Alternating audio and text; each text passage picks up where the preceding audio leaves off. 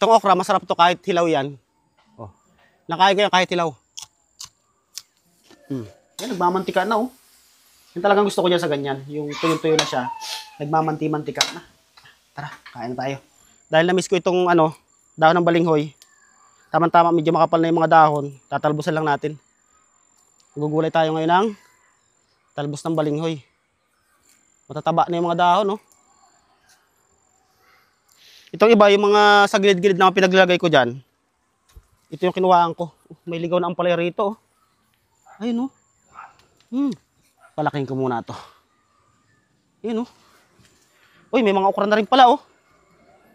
Tama-tama. Pang-harvest na rin tayong okra. Yan. Tama-tama, may isda tayo doon ngayon na ano. Ano isda yun, be? Yellowfin. Yellowfin.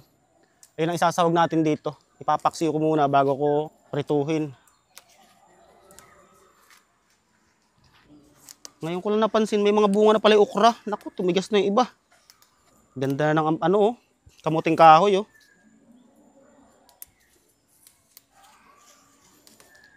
Talbos-talbos lang kukuhin natin kasi papangit kasi ang laman ito pag ito pinutol yung pinakang niya, pinakang dulo.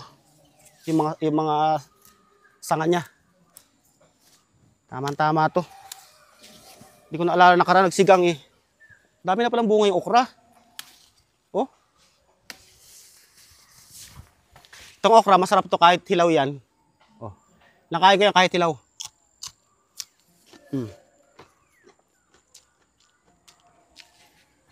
Walang to.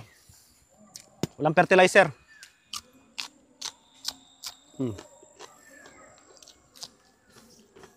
Maganda sa katawan yan. Hilaw na okra. Dahil pa rito. Yung mga okra kung... Aray! Daming guyam. Yan pa sa ilalim mo yung okra. Yan, daming okra, oh. Saan? Wala, napitas mo na eh. Dami langgam. So ito, pwede pa rin to. Medyo marami-rami na rin to. Pwede na tong mga ilan na rin. Kaya lang kasi pag piniga to, syempre, konti na lang matitira. Pipigain ko pa kasi to eh. So ayan, yung mga nakuha natin. So lagyan natin ng medyo maganda-gandang gata. Medyo naglalapot-lapot. Medyo nagmamantika. Sarap nito. Halutuin natin. So ito na yung nakuha natin yung mga talbos ng balinghoy. Yan. Ang ginawa ko dyan, nilamas ko ng konti sa asin para medyo mawala yung medyo pait-pait niya. So maglalagay na tayo. Ang rekado lang natin is luya at sibuyas. Yan, luya. Sibuyas. So ito nga pala yung yellowfin. Pinaksiw ko muna yan bago ko pinarito. Tapos kinulot ko siya. Tinanggal ko yung mga tinik-tinik. Para pagkain natin is wala na siyang mga tinik-tinik. So ito yung sasahog natin. Yan. Lagyan natin tanglad. Ganyan lang ako maglagay eh. Tapos lagyan na natin to. Medyo marami rin naman siya. Yan. Tapos lagay ko to sa ibabaw. Pati ito. Sarap yan. Lasa-lasa yung yan. Maglagay lang tayo ng konting asin. Konti lang kasi baka malat. Konting betchin. Yan. And then, ito yung pangalawang gata. Lagay na natin.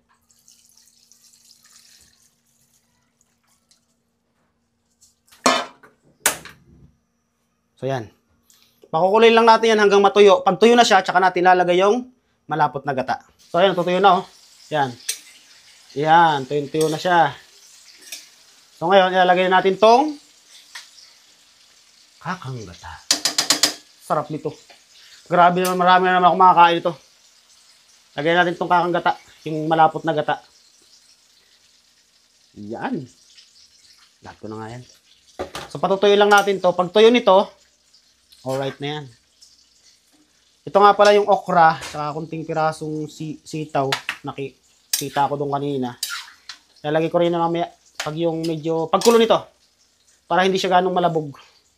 So kasi yung mga ganyang gulay is half cook lang. Tapos papartner na natin itong pinritong isda. Ay, sus, gru. Tapos, mga sili kasi, mga hilaw-hilaw pa eh, oh. Pero masarap yung sili na yan. So, hintayin na natin itong matuyo. Pag tuyo nito, Kain na na. So, ayun guys, okay na. Ayan oh. Tuyo-tuyo na oh. Nagmamati-mantika na oh. Sus! Yan ang pinaka-the best talaga dyan. Sarap niyan. So, paano? Kakain na tayo. Sa lahat talaga ng klase ng ulam, ito talaga ang pinakang-paborito ko sa lahat. Sabi ko sa inyo, hindi ko ipagpapalit to sa mga lechon o sa mga steak na yan. Kahit anong klaseng ano yan. Dito talaga ako sa ganito. Tingnan nyo naman, oh. Tingnan nyo naman yan. Oh! Wow! Yan, nagmamantika na, oh. Yan talagang gusto ko dyan sa ganyan. Yung tuyo-tuyo na siya. Nagmamanti-mantika na. Tara, kain na tayo. Gugutom na ako. Ito nga pala yung ano, 2 piraso na yatang sitaw yan, tapos yung okra. Sinama ko dito. Tinanggal ko rin kagad kasi nga baka malabog. Ayoko kasi ng labog sa gulay. So tara, kain na tayo.